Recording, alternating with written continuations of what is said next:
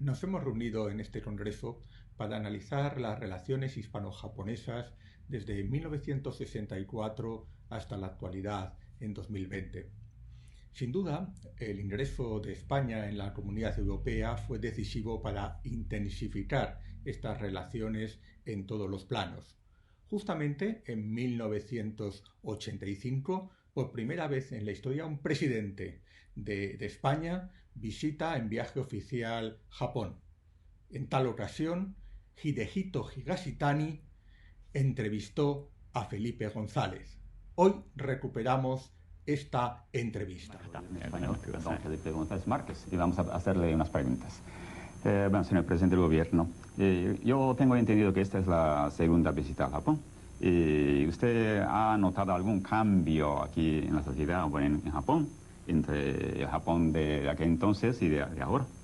Bueno, el Japón de aquel entonces era 1977, hoy estamos en 1985.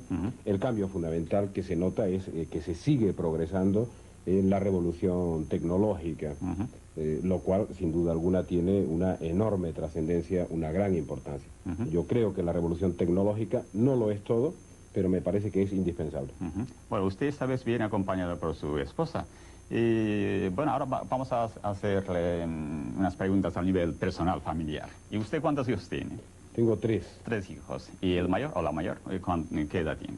Tengo dos hijos varones, el mayor tiene 13 años, el siguiente 11, y después tengo una pequeña que va a cumplir 7 años dentro de unos días. Muy bien. Bueno, ahora pues otra pregunta quizá un poco, digamos, de su propio trabajo. Usted yo creo que ha conseguido por fin uno de los objetivos de su programa político, que es la entrada en la Comunidad Europea. ¿En qué manera usted cree que podría afectar a las relaciones entre España y Japón en lo que se respecta a la política y la economía? Mire, yo creo que Japón tiene un enorme interés en mantener estrechas relaciones con la Comunidad Europea y también la Comunidad Europea con Japón. Yo creo que la entrada de España en la Comunidad Económica Europea va a suponer el incremento de los intercambios entre Japón y España. Y por consiguiente creo que va a ser beneficiosa para ambas partes. Muy bien. Y luego otra cosa, usted en el transcurso de todo ese esfuerzo para la entrada en la Comunidad Europea, usted ha insistido, según tengo entendido, a los españoles que tuviesen mucha paciencia, mucha constancia en esto. Y usted también ha repetido muchas veces, la política se hace a base de eso. Y bueno, esa paciencia, digamos, oriental, ¿usted dónde ha aprendido? Yo tengo entendido que, por ejemplo, un español no suele tener esa virtud, ni mucho menos un andaluz. Y usted, si no ha aprendido del señor ministro de aquí, de Nakasone, o de los políticos chinos, ¿dónde ha aprendido? ¿Es una virtud, digamos, nata de Felipe González o del español? ¿O estoy equivocado? ¿O cómo?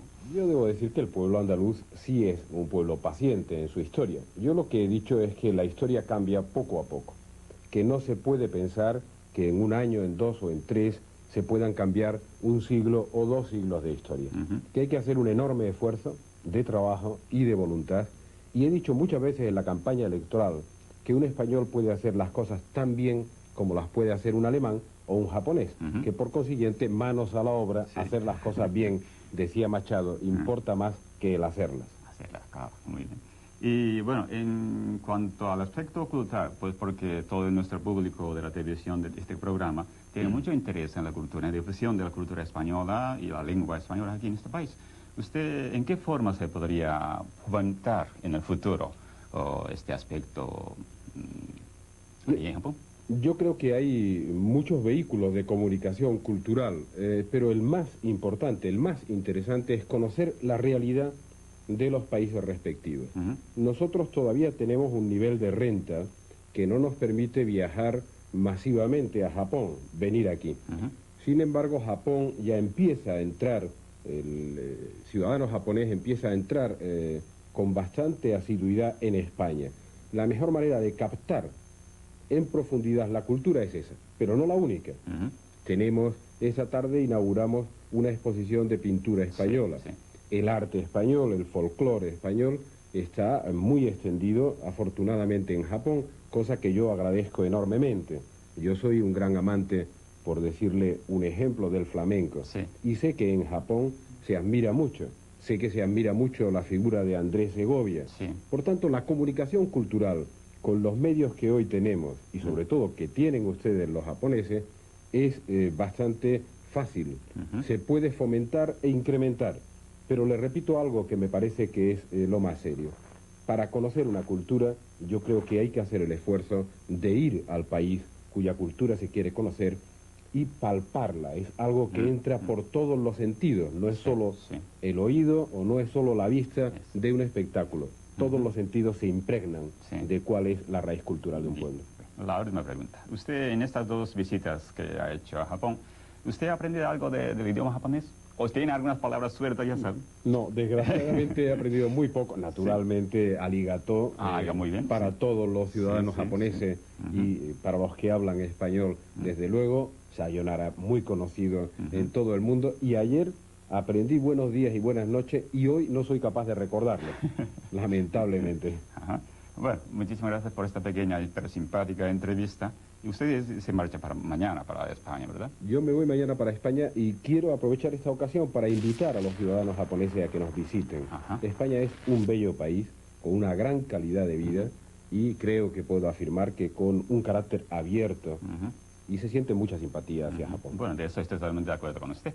Bueno, entonces le deseamos que tenga un feliz regreso a su país y muchísimas gracias por esta entrevista. Muchas gracias. Arigato. Que en el año 1985 hubiera un presentador en la NHK, la televisión pública japonesa, con este nivel de español, es resultado de la larga trayectoria del profesor Hidehito Higashitani, que sin duda representa un puente cultural que se extiende entre España y Japón en el marco de nuestro congreso entre 1964 y la actualidad. En este sentido, recordamos que el profesor Higashitani vino a España justo en 1963 a iniciar su doctorado en filología española. Después regresó a Japón, concretamente a la Universidad de Estudios Extranjeros de Kobe, universidad en la que llegó a ser rector, llevando siempre una labor de investigación, de docencia, acompañada de la difusión de España y de Japón en los medios de comunicación. Nadie mejor que el profesor José Pazó, que coincidió con Higashitani en la Universidad de Estudios Extranjeros de Kobe en los años 90, para repasar la trayectoria de esta importante figura en el campo de las relaciones hispano-japonesas. Bueno, Hide, es un gusto, un privilegio estar aquí hoy contigo. Un gusto como siempre. A lo largo de todos estos años hemos tenido la suerte de poder decir que soy amigo tuyo, habiendo sido otra cosa, ¿no? Al principio. Habiendo entrado en el departamento en el que tú dirigías, en la Universidad de Estudios Extranjeros de la ciudad de Kobe, y habiendo pasado 5 años allí, 5 años que luego se han expandido, ¿no? En relación a través del mundo, a través de Japón, de España y de otros lugares, ¿no? Y tuvimos un terremoto y todo eso. Sí, sí, tuvimos de todo esos años, ¿eh? Unos años diferentes a los de ahora, ¿no? Yo creo que ha cambiado muchas cosas. Ha cambiado Japón, ha cambiado España y hemos cambiado nosotros, ¿no? Entonces, hoy, en esta entrevista, te quería empezar preguntando por algo que yo a veces he oído ya de ti, pero que he de decir que no me canso de preguntar, porque siempre me gusta oírlo un poco. Y es tu origen, es tu vida inicial. Yo nací, bueno, hace muchos años, en la provincia de Ise, Japón. Entonces el pueblo, bueno, la villa de Futami, el pueblo se llamaba Futami, o se llama Futami, actualmente forma parte de la ciudad de Ise, donde está el santuario más importante de Japón, Ise Jingu, ¿no?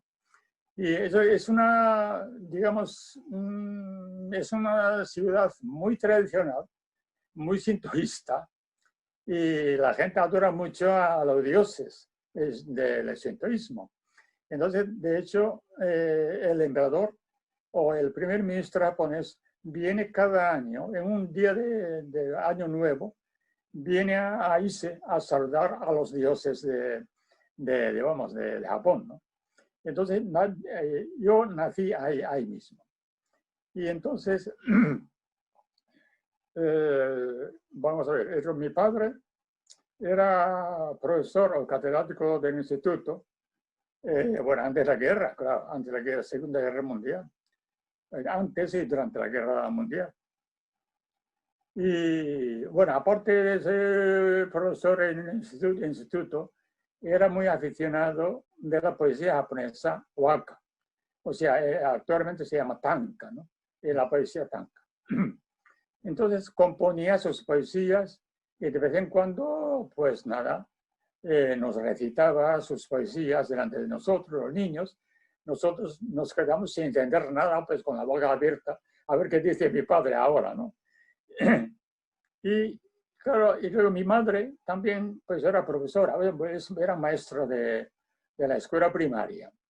Y era muy aficionada a haiku, a componer haiku, imitando el estilo de Basho, casi, ¿no? Pero no conseguía, pero vamos. Formaba parte de una asociación, bueno, socia de una asociación de aficionados a la poesía haiku y componerlas. Y entonces cada mes o mensualmente tenía una reunión entre ellos y ahí pues para ir preparando para esa reunión mensual, ella pues todos los días pues componía alguna poesía de esas. Y luego, aparte de eso, mi madre era profesora de la ceremonia del té. Y luego también de arreglo floral también, ¿no? O sea, prácticamente yo estaba rodeado de las tradiciones japonesas, de tradición milenaria de la cultura japonesa, ¿no? Claro, yo creo que ese ambiente me influyó muchísimo, me sigue influyendo muchísimo. No, esto es bonito que lo digas y a mí me parece también importante, ¿no? Porque el fondo de la sensibilidad, ¿no? Personal quizás se forma en esos años, ¿no? Y de esas maneras, por las influencias más cercanas, ¿no? A nosotros. Y me parece curioso, con toda esta formación tradicional, clásica, japonesa, ¿cómo te interesaste por lo español? ¿Cuál fue tu primer contacto con lo español? Que parece un poco curioso, ¿no? Eso, ¿no? Sí. Un poco raro. Bueno, como sabes, en Japón empieza la enseñanza del idioma extranjero, que es inglés. Primera lengua extranjera para aprender es inglés. Y entonces yo empecé a estudiar a los 13 años inglés por primera vez, ¿no? Y al cabo de 2 o 3 años, pues ya empecé a sentir interés por aprender otros idiomas del mundo, ¿no? Y entonces, cuando yo tenía 15 años exactamente, pues yo empecé a estudiar español por purísima casualidad. Y te voy a explicar. Y la Radio Nacional Japonesa, NHK se llama, anunciaba pues que la primera vez en su historia de la emisión radiofónica de NHK, pues empezaba a emitir un curso de español, no de inglés, ni de francés, ni de alemán. O sea, primeras lecciones de español, ¿no? Pues nada, eso me interesó, o sea, por pura curiosidad. Bueno, voy a pues ver un poco, voy a asomarme un poco pues, por ese mundo que no conozco, a ver, ¿no? Y entonces empecé a escuchar el programa. Era un programa casi diario que duraba 15 minutos o 20 minutos. El profesor era el profesor Kasai, de la Universidad de Estudios Extranjeros de Tokio, un profesor muy conocido de español en aquella época, ¿no? Entonces, claro, yo empecé a estudiar el español, pero el profesor Kasai explicaba de una manera tan interesante, tan, digamos, de manera muy tan atractiva. Primero, la pronunciación del español es facilísima para los japoneses, en ese sentido.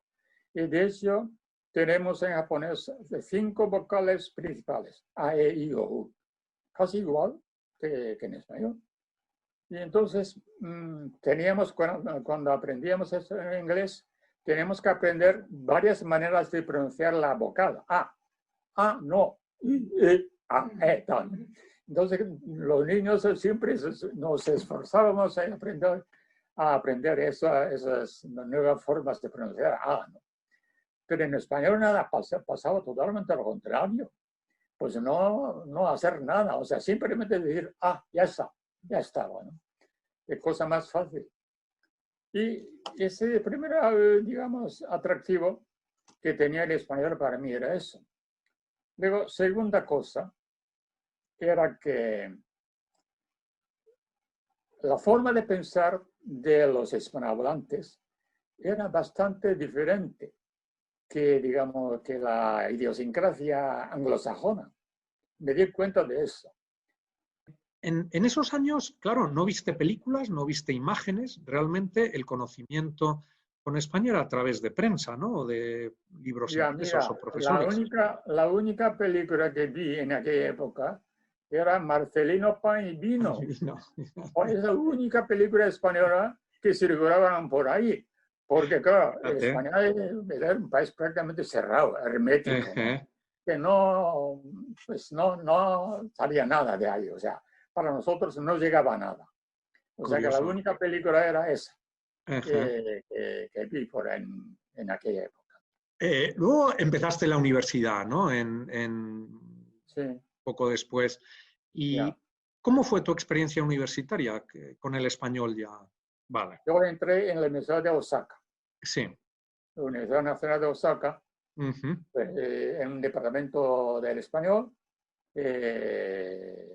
pues departamento de lenguas extranjeras, tenía departamentos de departamento de inglés, de francés, de alemán, etcétera, etcétera, ¿no? Luego, pues, de lo hindú, del indonesio, todo, tenía de todo. Y entonces yo, claro, sin vacilar, escogí el departamento de español, filología española. Porque, claro, por esas experiencias mías por la radio, me interesaba seguir estudiando, ¿no? Más. Ingresé en la universidad. Entonces, tuve la suerte de conocer a muy buenos profesores, tanto japoneses como nativos, como españoles. Y entonces, entre ellos estaba profesor José Luis Álvarez Taradriz, pues era un vallisoletano, era de Medina del Campo. Y entonces él tenía un historial personal muy peculiar, muy raro, muy raro, ¿no? O sea, muy peculiar. Era típico republicano que llegó a Japón hacia 1933, 2 o 3 más o menos. Está además enviado por el gobierno español como profesor invitado extranjero en la universidad japonesa, por el gobierno japonés. Y entonces dio la casualidad de que él pues estudiaba el doctorado en la Universidad Complutense de Madrid. Y su profesor, uno de los profesores suyos era Américo Castro. El profesor Américo Castro llamó un día a José Luis Álvarez, todavía estudiante de Derecho, de doctorado, le propuso venir a Japón, como profesor invitado, porque el gobierno español republicano pues necesitaba un personal para enviar a Japón como profesor de español. Entonces él lo aceptó y llegó a Japón. Fue el año 33, 1933 más o menos. Era un republicano, tenía mucha influencia por esa educación de Ingeniero de los Ríos, sí. de la enseñanza, del libro de enseñanza, el Instituto Libre de Enseñanza. Y claro, entonces tiene esa formación, digamos, educacional, ¿no?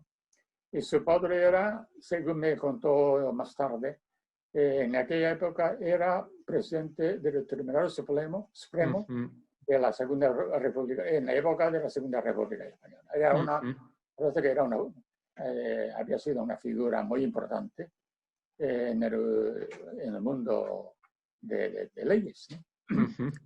Se vino a Japón y luego, al cabo de 3 o 4 años, empezó la guerra civil española. Él no sabía qué hacer, ¿no? O volver a España o quedarse en Japón. Pero a España no podía volver. Claro. Claro, siendo republicano, siendo enviado por Américo Castro, nada menos que por Américo Castro, estando en Japón, que ya no podía volver. Entonces un día visitó la embajada española a ver qué podía hacer, tal. Entonces nadie de la embajada le quería ver. Le echaron fuera, ¿no? A la pobre, ¿no? Pero entonces él no tuvo más remedio que volver a Osaka y pedir al rector de nuestra universidad que le permita seguir enseñando o recibiendo sueldo en Osaka. Cosa que consiguió. Que consiguió. Y aquí, pues, hasta 1950 y algo, 58, era cuando yo ingresé en la universidad, pues él estaba. Tuve la suerte de encontrar con él ahí mismo, ¿no? Claro. Entonces, este hombre, este profesor, pues me enseñó muchísimas cosas. Nos dio clases no simplemente de español, sino de la cultura en general, en las ideas generales de la civilización española, ¿no? Hablando de teatro, de la música, de todo, vamos, de filosofía, de todo, vamos. Entonces esto, pues, este tipo de clases que él daba me ha gustado muchísimo y me ha influido muchísimo en ese sentido, ¿no? Y luego, pues, también, pues, en la Universidad de Osaka tenía esa tradición de pensamiento, deseo de libertad, pensamiento de investigaciones así libres para los científicos y tal. Y también, pues, antes de José Luis Álvarez, es profesor Talavés, estaba Miguel Pizarro, famoso poeta, muy compañero, amigo íntimo de Federico García Lorca. También estuvo 10 años en la Universidad de Osaka enseñando también, con anterioridad a la llegada de José Luis Álvarez, ¿no? Claro, todo este ambiente cultural, de libertad, todo esto, pues ha quedado en las aulas de nuestra Universidad de Osaka. También yo me sentía muy confortable con ese ambiente que había. O sea, todo esto me ha gustado, me gustó muchísimo y para mí era una delicia, pues, estudiar en esa misma universidad. Más o menos así pasé muy feliz estos 4 años de mi carrera universitaria en Osaka. Yo, sabes, no sé si recuerdas, a lo mejor, que yo cuando llegué a Kobe, tú me hablaste de Álvarez Taladriz. Sí. Y yo fui a visitarlo. A su casa en Osaka, por ti. O sea, lo conocí cuando ya estaba retirado muchos años, vivía en un apartamento lleno de libros y papeles, y tuve la suerte que vivía con su hija, y tuve la suerte, gracias a ti, de conocerlo. Y me parece muy bonito esto que cuentas de todo el linaje, ¿no? Digamos, intelectual. Porque Kasai fue discípulo de Gonzalo Jiménez de la Espada. Exactamente, exactamente. Y luego fue digamos, el profesor Y no solo eso, Gonzalo Jiménez de la Espada, cuando vuelve a España, trabaja en la Institución Libre de Enseñanza, en la Junta de Ampliación de Estudios, llevando los papeles de los estudiantes que están fuera. Y Álvarez Taladriz me comentó que él se carteaba con Jiménez de la Espada porque era el que le mandaba el dinero, era el que daba el permiso para el dinero que le llevaba en Japón, que dejó de recibir a raíz del inicio de la guerra. Ay, qué casualidad. Él contaba que se empezó a preocupar mucho porque vio que no le mandaban ya la asignación de dinero que le mandaban regularmente desde España. O sea que, fíjate qué casualidad, ¿no? Qué detalles más bonitos, ¿no? Bueno, después de Osaka, vienes a Madrid, ¿no? A hacer en un momento ya. ¿Cuál fue este primer viaje? ¿Cuándo fue? Fue el año 1963. 63. Fíjate. Sí. Pues me tocó la última década de la época franquista. ¿Y viniste a estudiar en Madrid o fuiste a estudiar a otro sitio? Yo fui a estudiar a Navarra, a Pamplona. Porque yo pues, quería hacer el curso de doctorado con el tema, con algún autor literario del siglo XVIII. Porque el siglo XVIII me interesaba muchísimo, ¿no? Por varias razones. Bueno, entonces, pues hubo un curso de orientación en el Ministerio de Asuntos Exteriores de Madrid para orientar a todos los becarios extranjeros que llegaban a España en aquella época. Entonces yo dije, les expliqué lo que yo quería hacer en España, en alguna universidad. Entonces me recomendaron un profesor de Pamplona, de la Universidad de Navarra. Entonces, especialista del siglo XVIII, especialista de teatro y tal, ¿no? Entonces, nada, pues yo seguía ese consejo. Y entonces ya me fui a Madrid, de Madrid a Pamplona.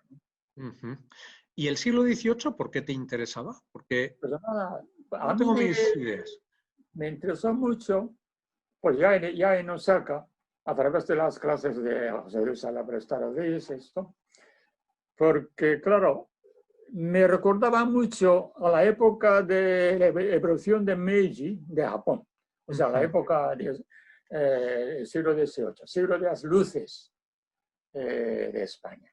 Claro, con ese afán de acabar con el antiguo régimen, pues la gente se levanta en contra de Napoleón y tal, ¿no? Pero fracasa, al fin y al cabo fracasa ese intento de restauración, de revolución o de generación. ¿no? Entonces yo me preguntaba, pues, en España, ¿por qué no consiguieron este objetivo? Mientras en Japón, con la evolución de Meiji, sí, pues conseguimos nuestro objetivo. O sea, ya adiós al antiguo régimen y ahí comenzó la nueva época para Japón, ¿no? Lo que dices del siglo XVIII, Gide, a mí me parece muy importante, muy interesante de entrada, que es verdad que en el Meiji es uno de los ejes, ¿no? Para entender Japón, para entender sobre todo el Japón actual. Es un proceso que, en efecto, tiene un éxito social, produce un cambio real en la sociedad, en los valores, etc.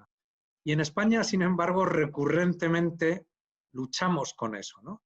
Hay una tendencia regeneracionista muy grande, pero a la vez hay como cierta sensación de que no se cumple, ¿no? Que no se llega a hacer esa regeneración de una forma plena, ¿no? Yo no sé qué piensas, quizá esto es una pregunta por la actualidad casi española, pero ¿qué te parece a ti esta tendencia? ¿Crees que España está quizá destinada a repetir este comportamiento continuamente o cómo lo ves? No, la verdad es que me temo a eso, ¿eh? Sí. Hablando en serio, sí, sí. cada uno ya opina como quiera o lo que quiera, pues entonces no hay forma de digamos, mutuo entendimiento. Entonces ya, pues, suele llevar a un desastre, al fin y al cabo, ¿no? O sea, que hay que ser más, no sé, racional y no sé. Muy emotivos, ¿no? Somos muy emotivos los... Muy emocional, demasiado emocional. Sí, sí. Sí. No me comparto gusta contigo, esa apreciación. Y bueno, y luego el siglo XVIII tiene un indudable aspecto ilustrado, ¿no? El siglo XVIII es un siglo no muy valorado a veces en la historia de España, pero muy importante por otro lado, ¿no? Sí. Porque hay un engarce... Hombre, por ejemplo, personajes como Feijóo, pues medio olvidado, pero yo creo que es uno de los personajes más importantes en el pensamiento español. Luego viene Jovellanos y toda esta gente, ¿no? Sí, sí. Entonces, estas personas ya no tienen nada que hacer en el siglo XIX. Pobres. Sí. Yo estoy de acuerdo con esto. Yo creo que la tradición de Feijóo llega hasta Ortega y Gasset. Es una tradición de pensamiento que enlaza con la filosofía, pero con el ensayo, ¿no? Y muchas veces se ha preferido, a partir del XIX, enfatizar el tenebrismo español. Yo quería, pues, saber más, por ejemplo, los literatos del siglo XVIII, ¿qué hacían? ¿Qué hacían los literatos? O sea, literatura era mi interés principal en aquella época, ¿no? En mi época de estudiante. Entonces, combinar, pues, el tema literario con este, digamos, pensamiento del típico del siglo XVIII. Entonces, esto me fascinaba, me interesaba muchísimo.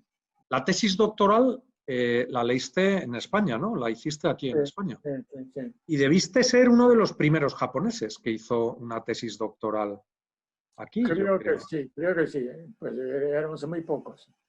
Yo, pues ya estando en España, por primera vez en mi vida, pues lo que más me también interesaba era esa distinción social, política de aquella época, ¿no?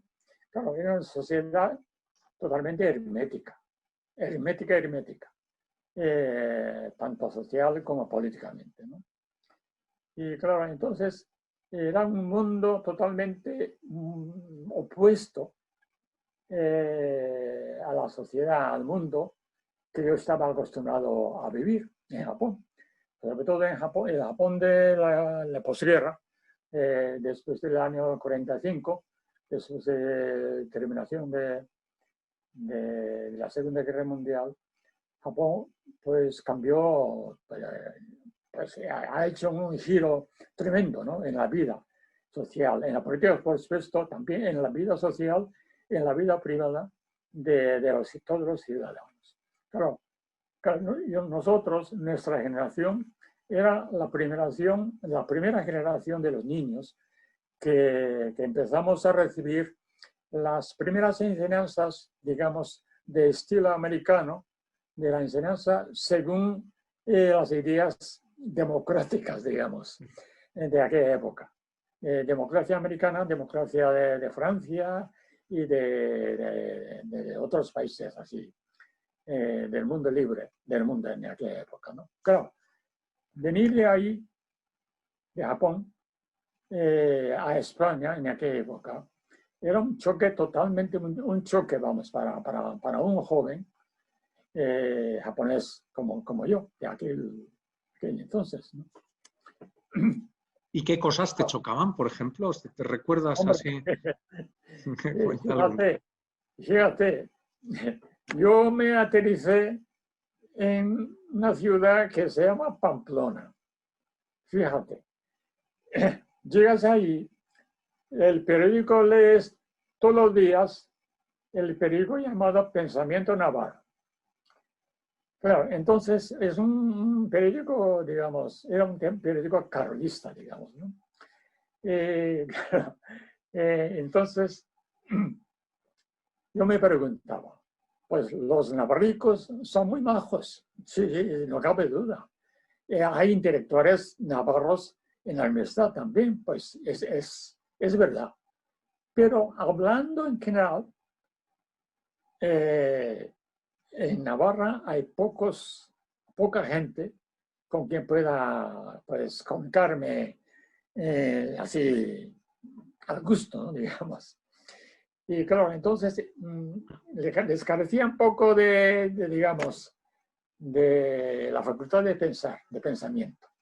Entonces, encontrarme con un periódico que se titulase Pensamiento Navarro, eso me confundió bastante, claro. Pero como he dicho, pues he conocido a muchos navarros intelectuales de primerísima categoría y también pues hay gente simpática para mí, claro. Hablando en general, me dio esa impresión. Luego también, pues, cada año hubo un acontecimiento en Montejurra, llamado Montejurra, donde se reunían los carlistas. O sea que en un ambiente totalmente opuesto, digamos, al mundo donde yo acostumbraba a vivir. Vale, luego otro interés tuyo, además del lógicamente intelectual, ha sido un poco el popular, el folclórico, ¿no? Te ha interesado los pueblos, te han interesado las actividades de gente, digamos, fuera de lo que es la vida urbana, ¿no? Sí. ¿Esto te interesó desde el principio? O sea, España te interesó por su gente popular, por sus pueblos, por sus paisajes. Exactamente. Mira, una de las aficiones mías que sigo teniendo desde mi juventud hasta ahora es la música. Y en aquella época, la música que me gustó mucho fue las canciones que cantaban Joan Serrat o Paco Ibáñez y otros cantantes del mismo estilo, ¿no? Pues cantaban, por ejemplo, con melodías suyas, cantaban las poesías de Antonio Machado o León Felipe, pues todas estas, digamos, gente que estaba con la República durante la guerra civil, ¿no? A mí me gustó muchísimo. Entonces, claro, entonces yo me identificaba casi con las ideas que se sentían, que se recibían de esas canciones, ¿no? A mí me gustó muchísimo este tipo de música. Luego, por otro lado, en un colegio mayor conocí a un tipo muy interesante, que es Joaquín Díaz. Joaquín Díaz es un folclorista muy conocido ahora en la parte del centro de España, en Castilla, que coleccionaba canciones antiguas de los pueblos. Entonces ya él pues, empezó a sacar discos pues con las canciones sefarditas, con otras canciones de tipo tradicional. Español, ¿no? Claro, también pues me gustó muchísimo por esa, o sea, escuchar la música de esa parte.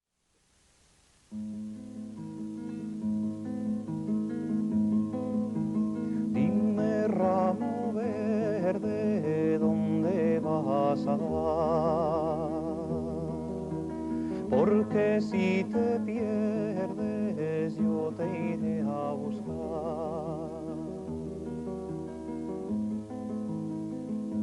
Si me pierdo, que me busquen al lado del mediodía, donde cae la nieve a copos y el agua serena y fría. Dime, ramo verde, ¿dónde vas a dar? Porque si te pierdes, yo te iré a buscar.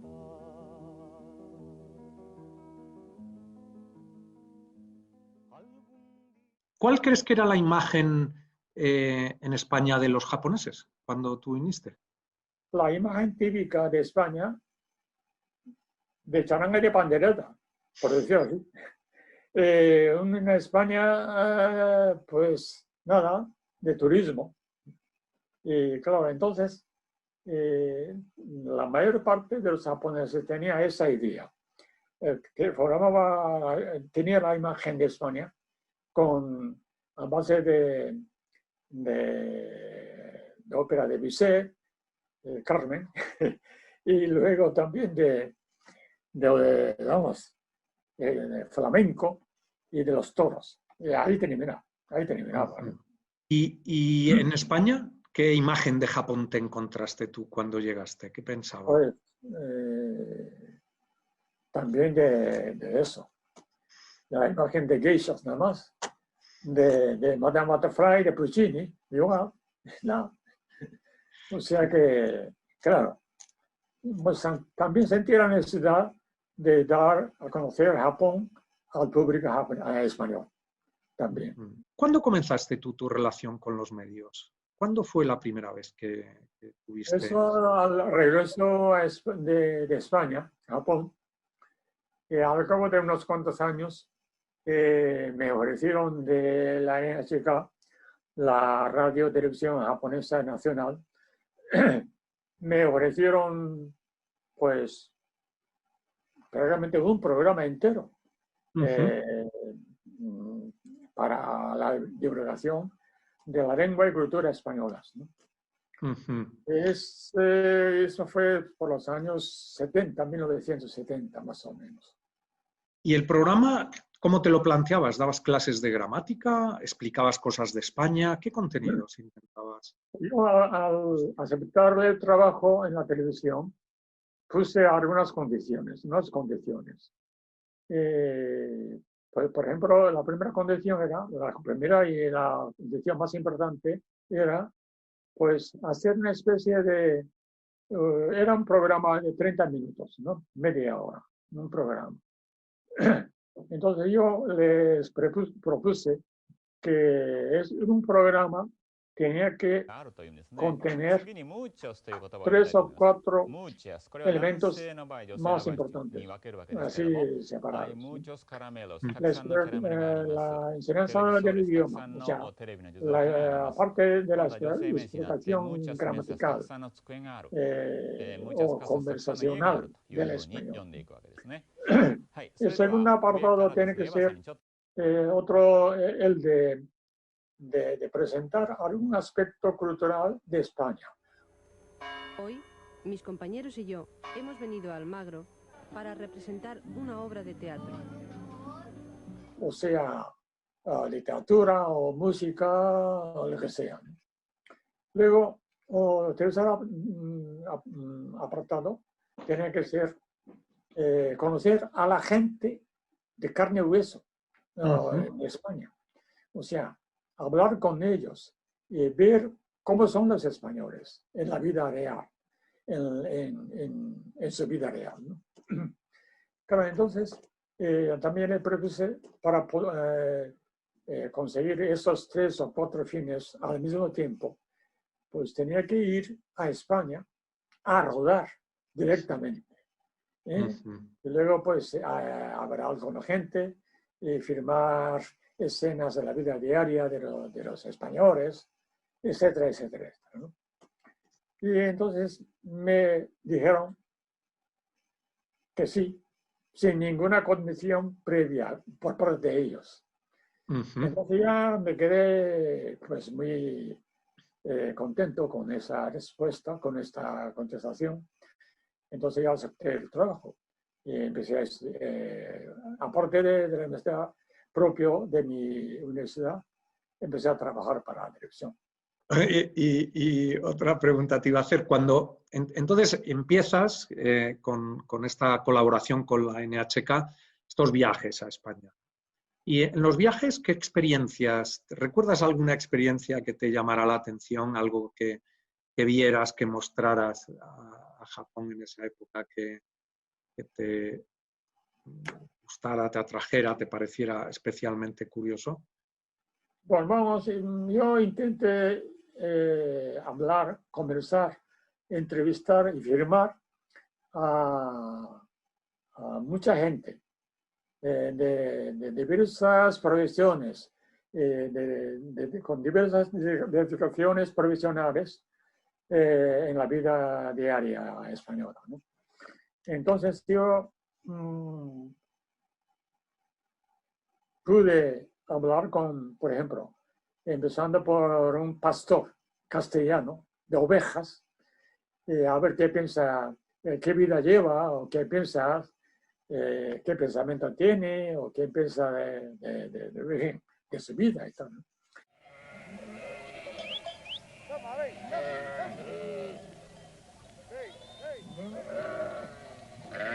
Buenos días. Buenos días. Hola, ¿qué? Buenos días. Buenos días. ¿Cómo se llama usted? Eusebio García. ¿Y es usted pastor el que se encarga de cuidar todas estas ovejas? Claro, a cuidarlas para llevarlas a que coman. Sí. ¿Es usted de aquí, de la zona? De aquí de Fuensaldaña. De Fuensaldaña.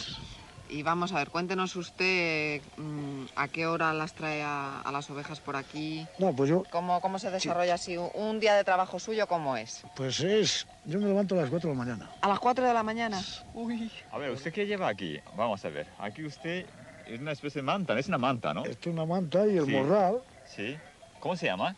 Esto es morral se llama. Morral se llama. Y está la manta, ¿Y claro. qué lleva aquí dentro?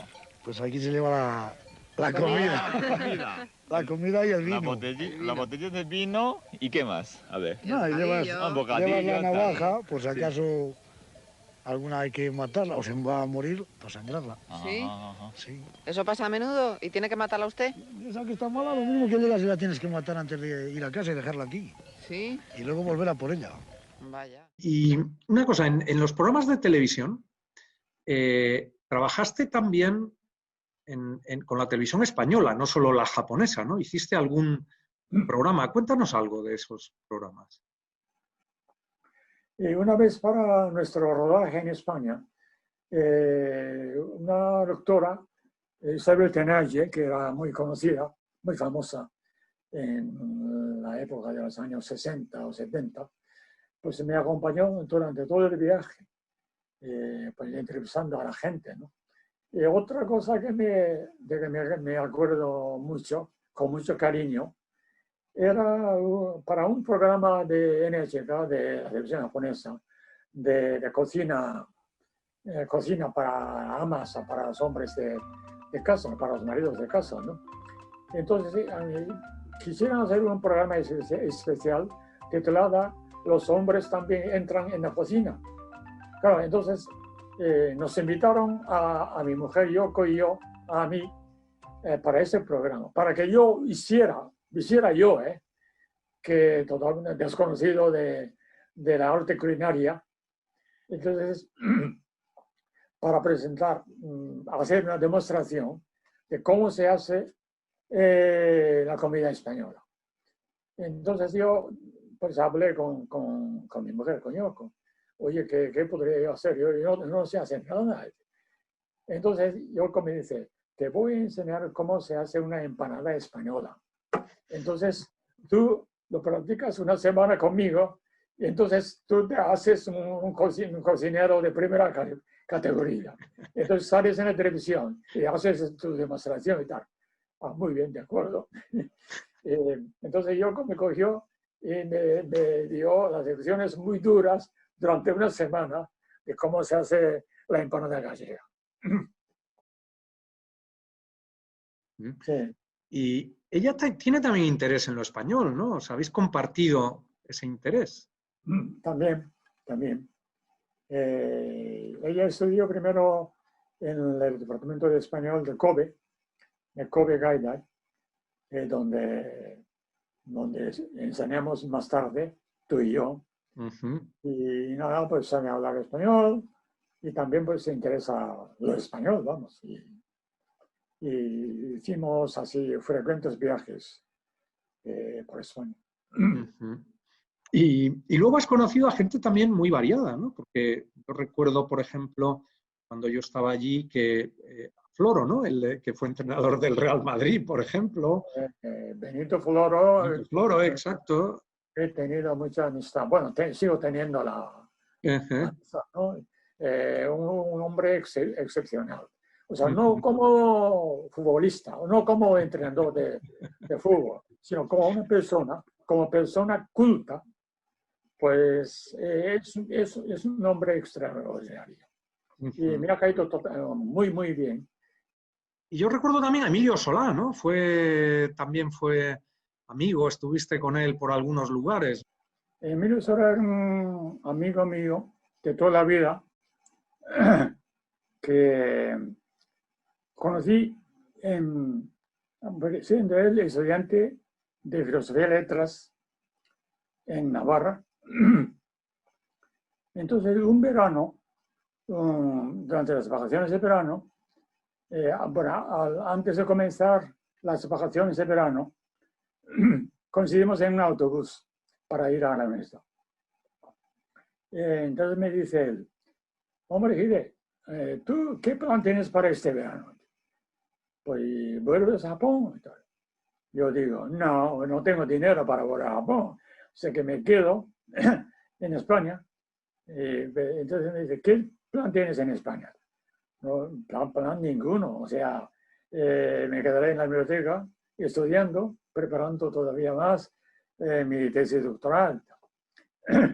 Me dice, ¿por qué no vienes a mi casa a pasar una temporada en casa para pasar las vacaciones? Nada, lo acepté con mucho gusto. Sí, entonces dije que sí.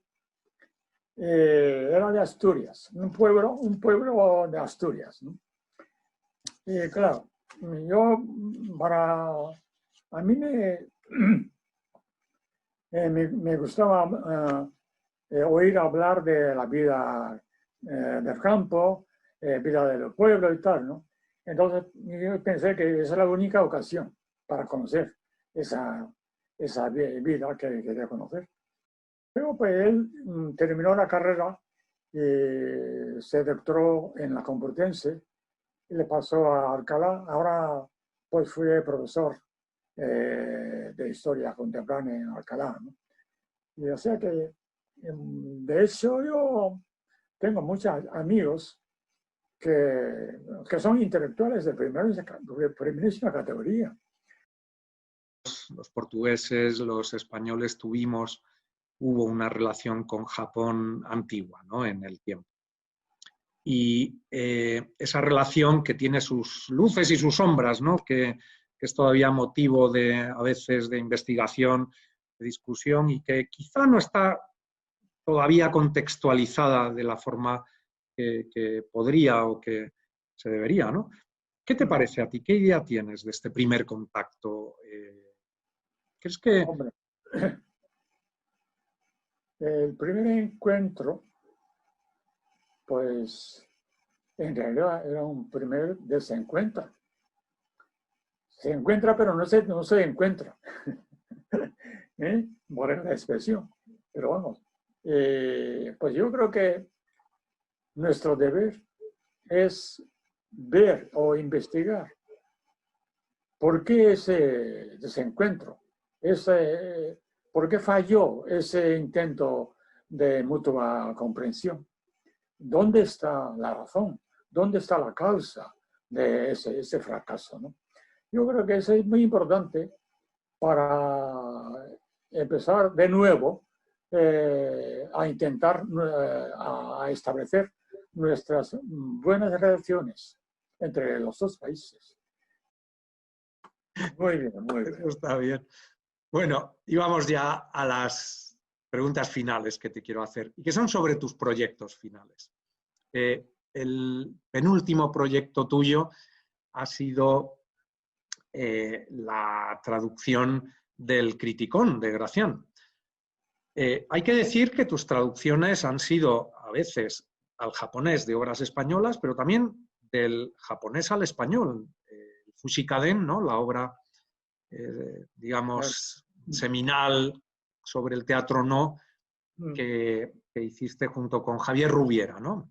Y que es otro amigo también y viejo conocido. Amigo intimísimo. De Kobe.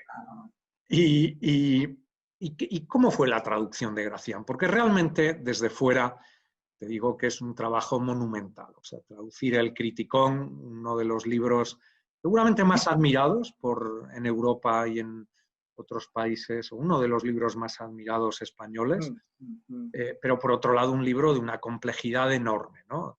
Tanto gramatical como de contenido, etcétera. ¿Cómo fue esa experiencia? Claro, para mí, francamente hablando, la labor de traducción me ha gustado, me lo pasaba muy bien durante el trabajo. Pues es ¿por qué? Porque, claro, ya sabes que Gracián tiene, no sé, ese aspecto de decir una cosa con brevedad, expresar una cosa con brevedad. Pero en esa brevedad, pues existe pues, un montón de cosas ocultas que se deja a los lectores, a los que recibe el libro, ¿no? Claro, ahí empieza, aquí está el motivo de conversación con el lector y entre el lector y el autor. Entonces, me ofrecía Gracián, el autor, pues esos momentos, esas ocasiones de conversación mutua con distancia de no sé cuántos siglos entre nosotros, una conversación, pues nada, muy familiar. ¿Y esa por qué?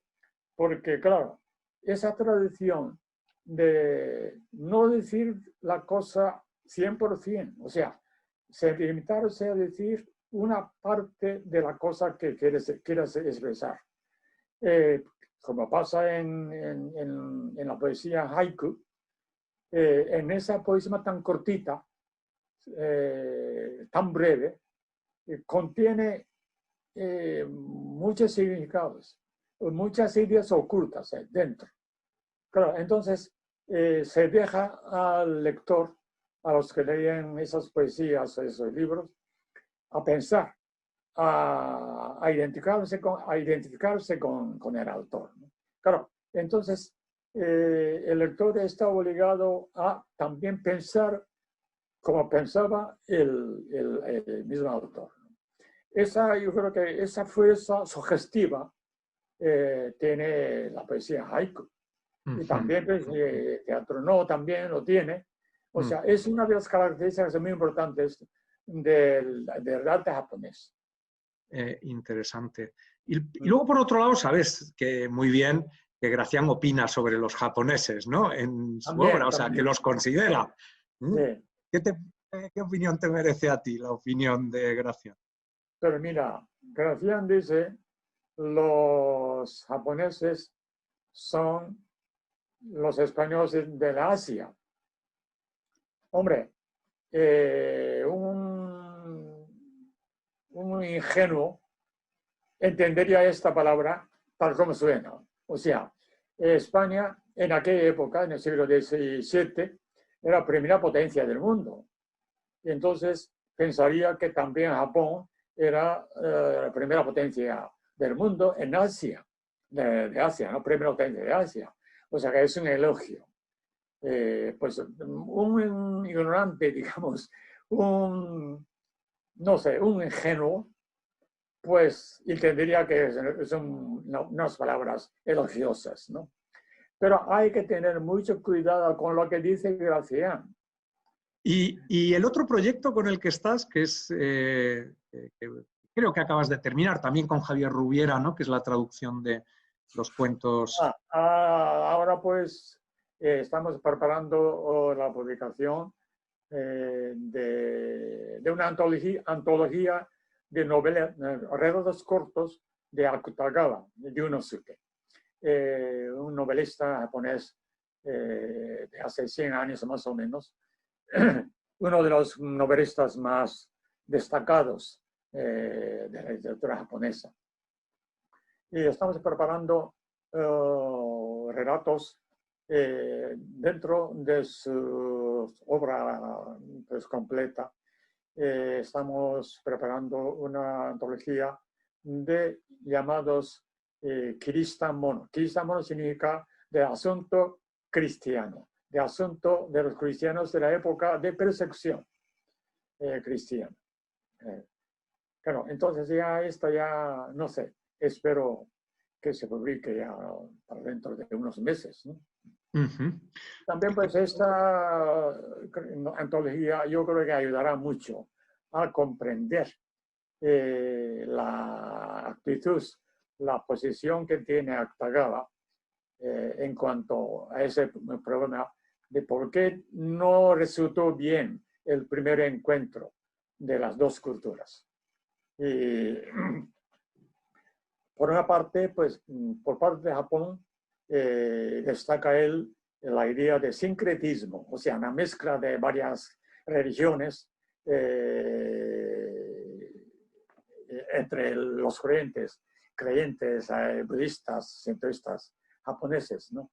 Y luego, pues también, pues, por contraposición, esta actitud la de único Dios cristiano de los misioneros españoles o portugueses.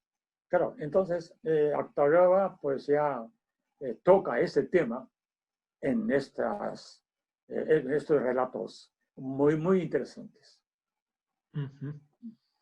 Pues muchas gracias, Hidejito. Hombre, a ti y a David también. No, y gracias a los dos y gracias a la Universidad de Zaragoza, ¿no?, por esta oportunidad. Muchas gracias a José Pazó y al profesor Hidejito Higashitani por esta entretenida entrevista que con profundidad ha presentado la singularidad de la trayectoria de Hidejito Higashitani. Sin duda, un puente cultural entre España y Japón. Muchas gracias.